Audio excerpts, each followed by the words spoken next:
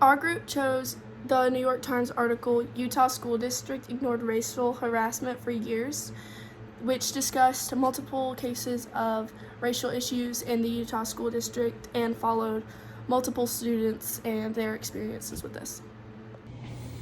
Our New York Times article, Utah School District Ignored Racial Harassment for Years, explains students in the classroom are being made fun of simply because of their race. Racial harassment is a topic that has long been overdue to speak out about.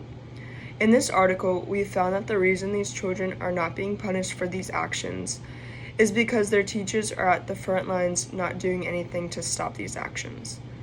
Teachers are the ones who have the most influence over these students because they see them interact firsthand. After this investigation, the school district implemented a new department to handle complaints of racial discrimination and trained staff members to identify and respond to complaints. There are many consequences to racial harassment, one being that students may not be eager to expand their education because students around them are making them feel uncomfortable. Everyone should get the opportunity to use the knowledge that they learn from school, but if blacks are not starting with an equal playing field, steps must be enforced to stop these actions.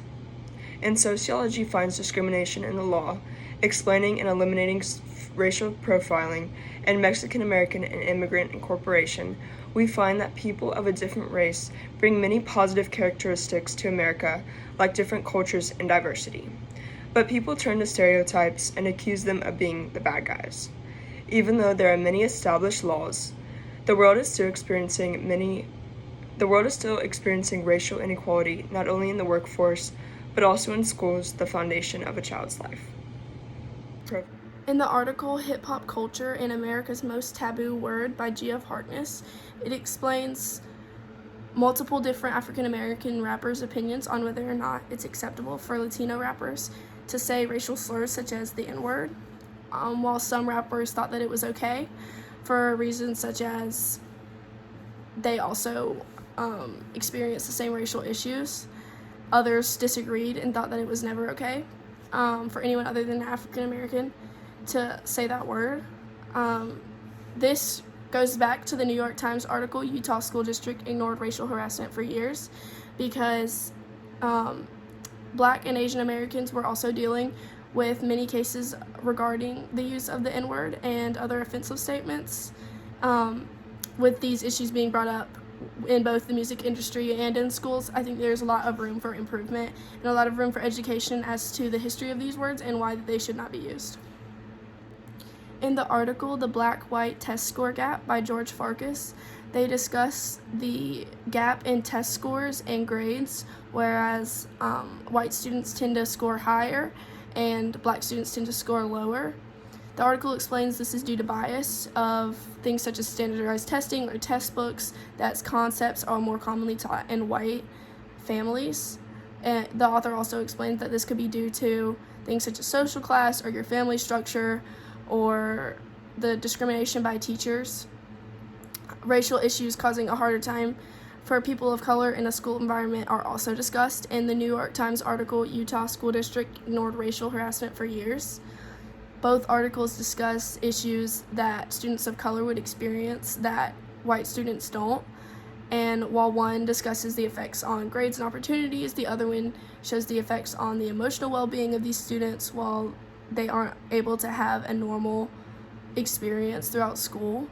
I think that this is something that needs to be acknowledged in the school district and maybe taught through to teachers and other students on racial bias and how it can be stopped. The article that we chose to relate our class discussions to was Utah School District Ignored Racial Harassment for Years. And this New York Times article talks about how black and Asian students were mistreated for years while no one got involved to help.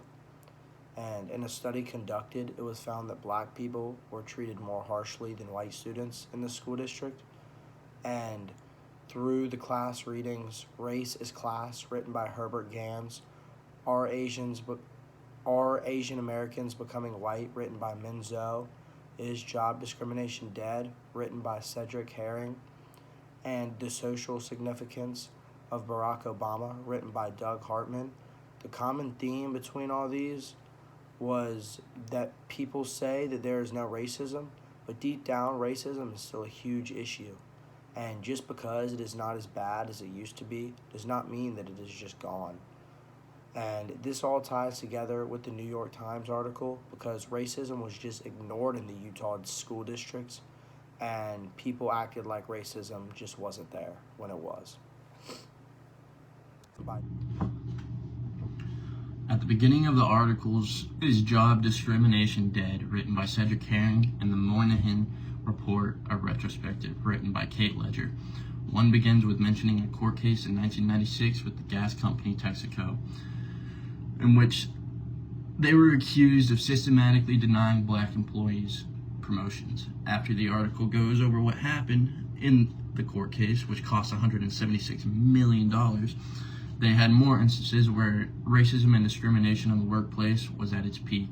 As the article proceeded, it then shifted topic to since when these discriminatory acts were at its peak, they both add America has been working towards its way to essentially a colorblind society, but then exclaims that this idea of colorblindness is majority within white populations, and that racial discrimination is still very much present despite what many white people say, but it is being run underground. One Gallup study that was taken showed that 60% of blacks reported racial barriers in the workplace in the last year. There are many comparative examples between these two readings given to us in our New York Times article, The Utah School District Ignored Racial Harassment for Years. One major one that I noticed as I was reading was where blacks and Asians were denied opportunities to join or start student groups because of their color. The way this point relates to the readings are that in both readings they also added that there have been opportunities denied and limitations set on what these races can and cannot do. With this being said, these instances where students and workers have been denied opportunities directly violates the Constitution's most basic promise of equal protection, said the Assistant Attorney General of the Civil Rights Division, Kristen Clark.